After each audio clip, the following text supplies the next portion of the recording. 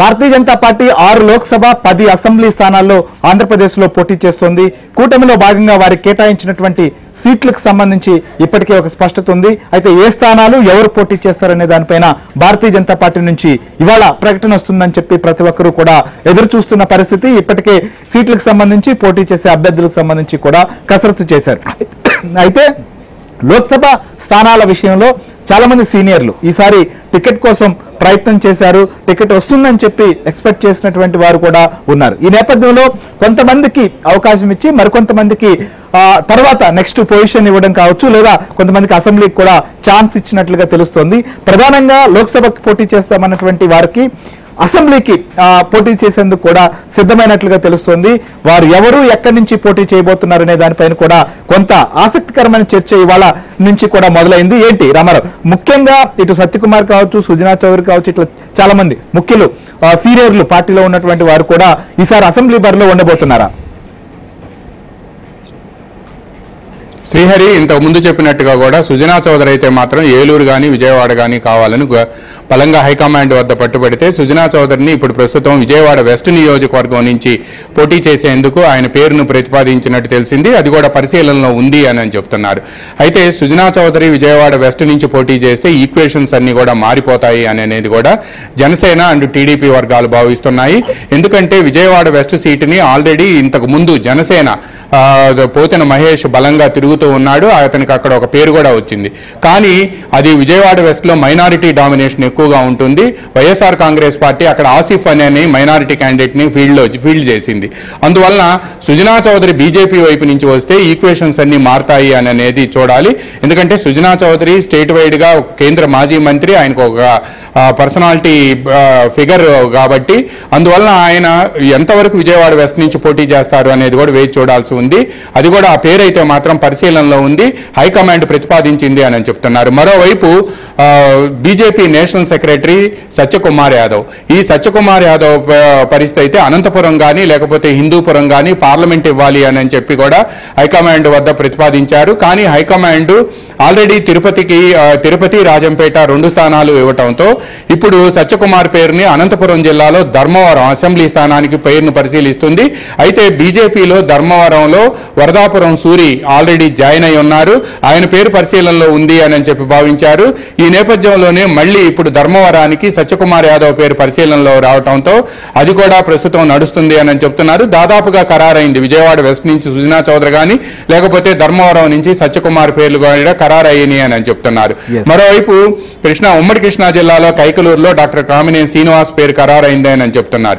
ఇదే సమయంలో ఉమ్మడి తూర్పుగోదావరి జిల్లాలో అనపర్తి స్థానాన్ని తెలుగుదేశం పార్టీ బీజేపీకి పొత్తులో భాగంగా కేటాయించింది. కానీ బీజేపీలో ఉన్న కొంతమంది నేతలు తమకు అనపర్తి వద్దు అని చెప్పి రాజమండ్రి రూరల్ స్థానం కావాలి అని చెప్పి గట్టిగా పట్టుబడుతున్నట్టు నిన్నటి నుంచి కూడా లాబింగ్ చేస్తున్నట్టు మనకు సమాచారం అందుతుంది. అయితే రాజమండ్రి రూరల్ స్థానం జనసేన కూడా కందులు దుర్గేష్కి ఇవ్వాలి అని చెప్పి పట్టుబట్టింది. కానీ తెలుగుదేశం పార్టీలో హైయెస్ట్ బాడీ ఉన్న పాలిట్ బ్యూరో ఒక విధానపరమైన నిర్ణయం తీసుకుంది.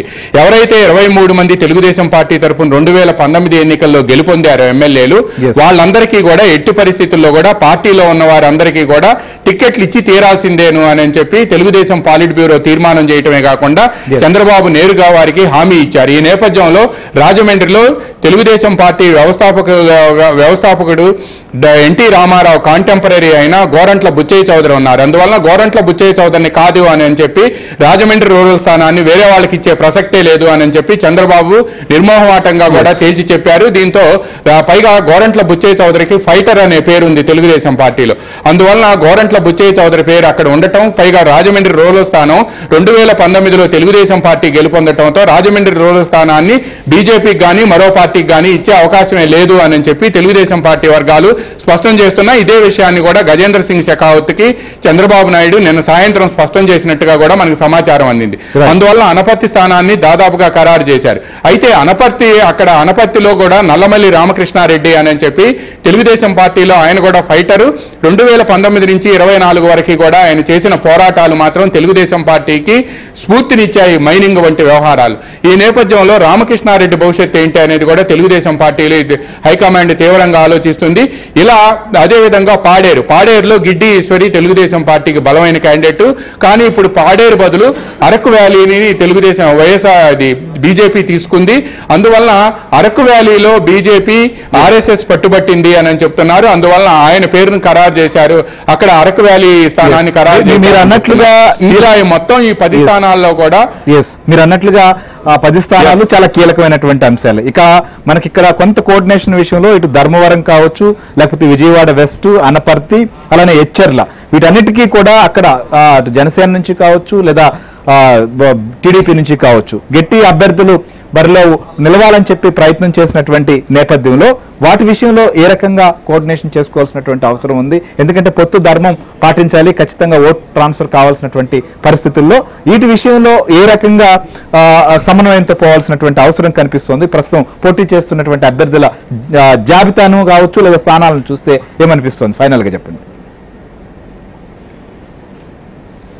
3 పార్టీ సీట్ల సర్దుబాటులో భాగంగా కూడా సీట్ల సర్దుబాటు వరకు అయితే బాగానే జరిగింది. కానీ ఈ అసెంబ్లీ స్థానాలకు వచ్చేటప్పటికి కూడా కోఆర్డినేషన్ మరింతగా ఉండాలి అనేది కూడా నిన్న ఉదయం జరిగిన వర్క్షాప్ లో కూడా చంద్రబాబు నాయుడు కానీ లేకపోతే నాదెళ్ల మనోహర్ కానీ లేకపోతే బీజేపీకి సంబంధించిన disciplinary committee chairman pak Satyanarayana గారిని స్పష్టంగా చెప్పారు.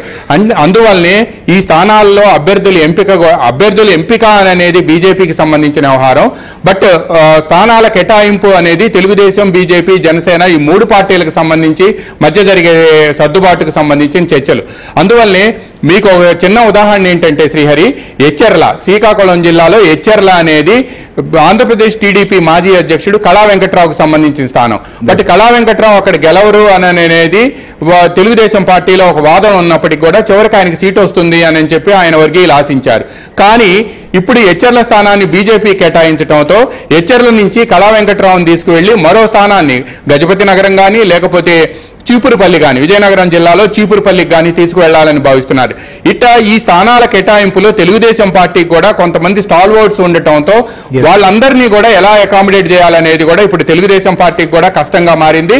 ముందుగా సీట్ల అడ్జస్ట్మెంట్ అయితే మాత్రం అయిపోయింది, అది సాఫీగా జరిగిపోయింది. ఇప్పుడు 3 పార్టీల మధ్య ఓటు ట్రాన్స్ఫర్, అభ్యర్థులకు సంబంధించిన కోఆర్డినేషను ఇవి కీలకంగా మారాయి. అందువల్లనే తరచూ సమావేశాలు జరగడంతో పాటు ఈ 3 పార్టీలకు సంబంధించిన అభ్యర్థులతో కూడా అతి త్వరలో మరోసారి విజయవాడలో అభ్యర్థులు డిక్లేర్ అయిన తర్వాత తెలుగుదేశం పార్టీ 5 అభ్యర్థులను ప్రకటించాల్సి ఉంది, జనసేన ఇంకొక 2 అభ్యర్థులను ప్రకటించాల్సి ఉంది, బీజేపీ కూడా అటు 10 అసెంబ్లీ స్థానాలు 6 ఎంపీ స్థానాలను ప్రకటించాల్సి ఉంది. ఈ అభ్యర్థుల ఎంపిక పూర్తయిన తర్వాత వీళ్ళందరితో మరో 2-3 రోజుల్లో విజయవాడలో సమావేశం ఏర్పాటు చేసి ఓటు ట్రాన్స్ఫర్, కోఆర్డినేషన్ అనేది కీలకము అని చెప్పి కూడా నేతలు చెప్పబోతున్నారు.